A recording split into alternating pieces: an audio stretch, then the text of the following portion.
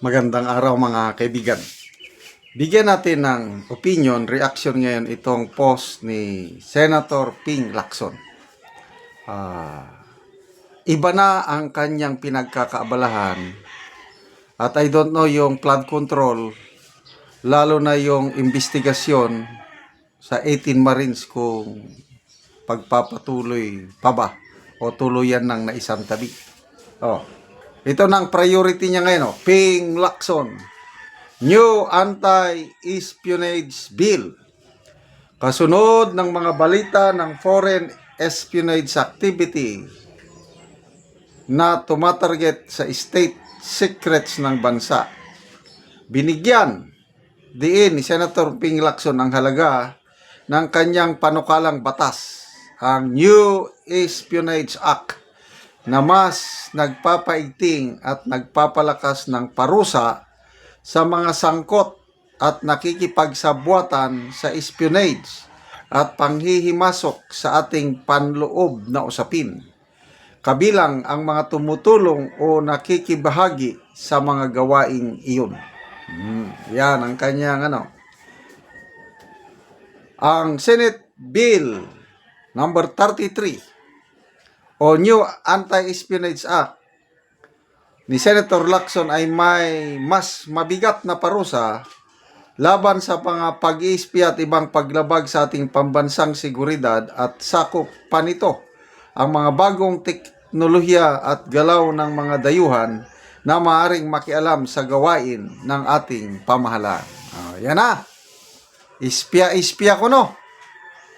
Yan ang kanyang pinagtututukan ng pansin. Ang tanong, kumusta naman ang anti-corruption law?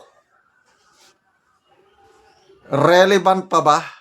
Ano ba ang immediate threat sa mga Pilipino ngayon, sa atin, sa taong bayan?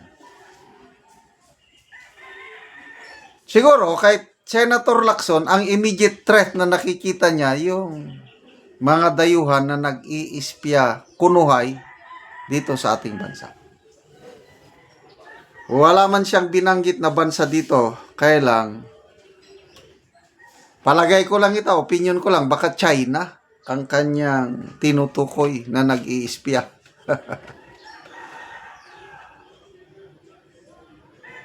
Ano ba tayo sa paningin ng China?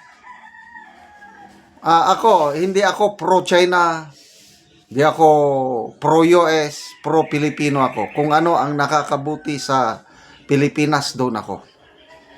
Pagdating sa foreign relations, kung ako ang presidente, kaibiganin ko ang US, kaibiganin ko rin ang China. Wala akong papanigan.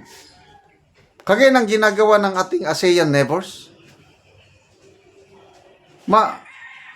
Maganda naman ang relasyon nila sa US, maganda naman ang relasyon nila sa China. Wala may sigalot.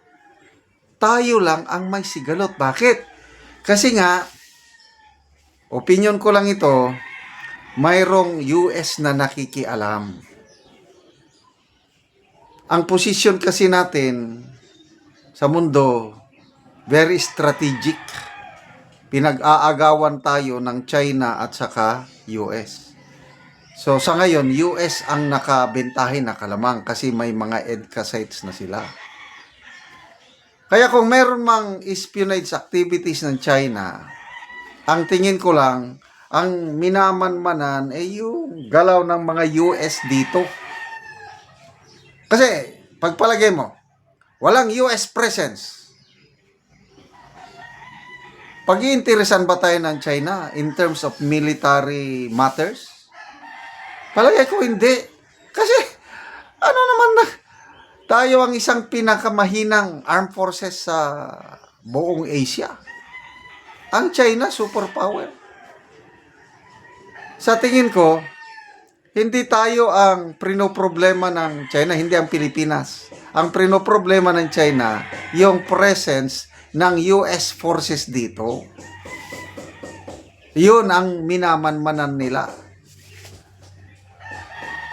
Kaya,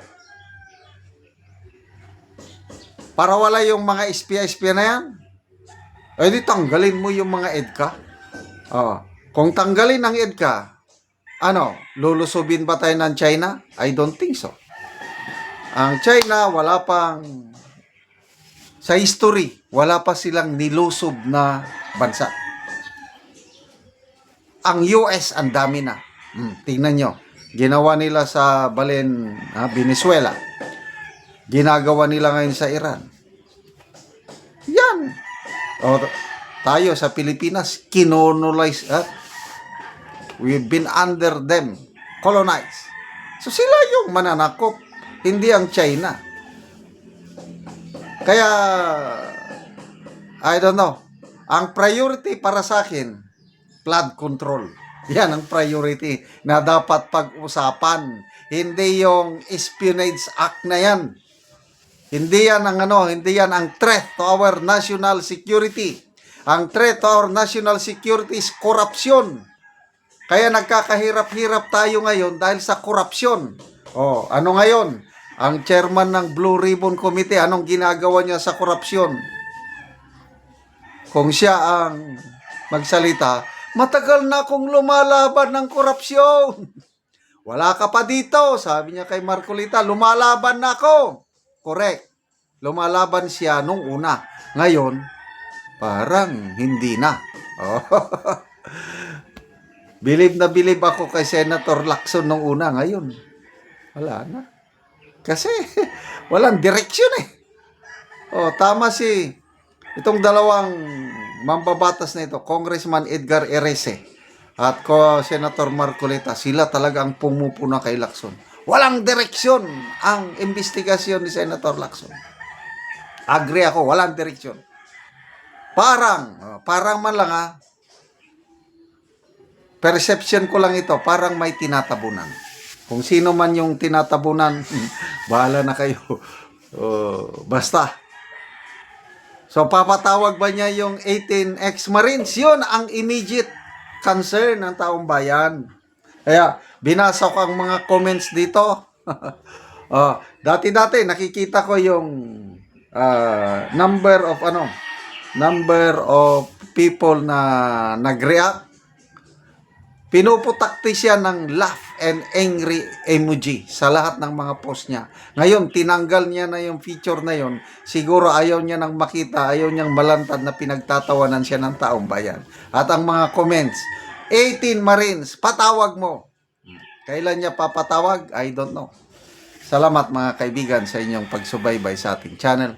Nakakatulong kayo ng malaki sa tribong talanding ng Bukidnon dahil ang income natin sa channel na ito is pantulong po sa tribo. Excuse me. Namimigay tayo ng libreng yero at pako para makapagpatayo sila ng mas maayos na tirahan. Panoorin nyo ang video na ito. Si Kuya ang nataga Anugero. Nani ang iyang atupan.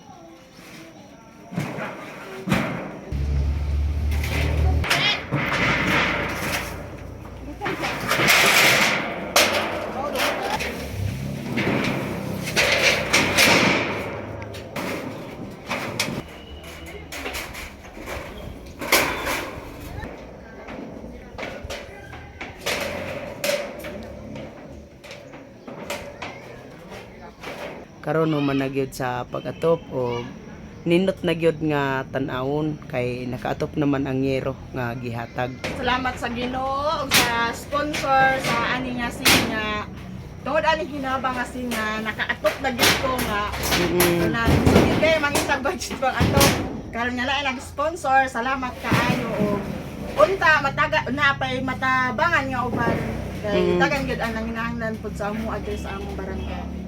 Oo, so ang natabangan diri sa San Aquino nga kuan, so halos na 40 ka balay. Dagan-dagan na gyud mo. Dagan-dagan na. So dagan pa karon ang nanginahanglan. Daghan pa gyud kay lisod kayong panahon na nagdawat ko lagi sa pagkaon gyud. Taman ras pagkaon. Sa pagkaon. So salamat kayo. Salamat po.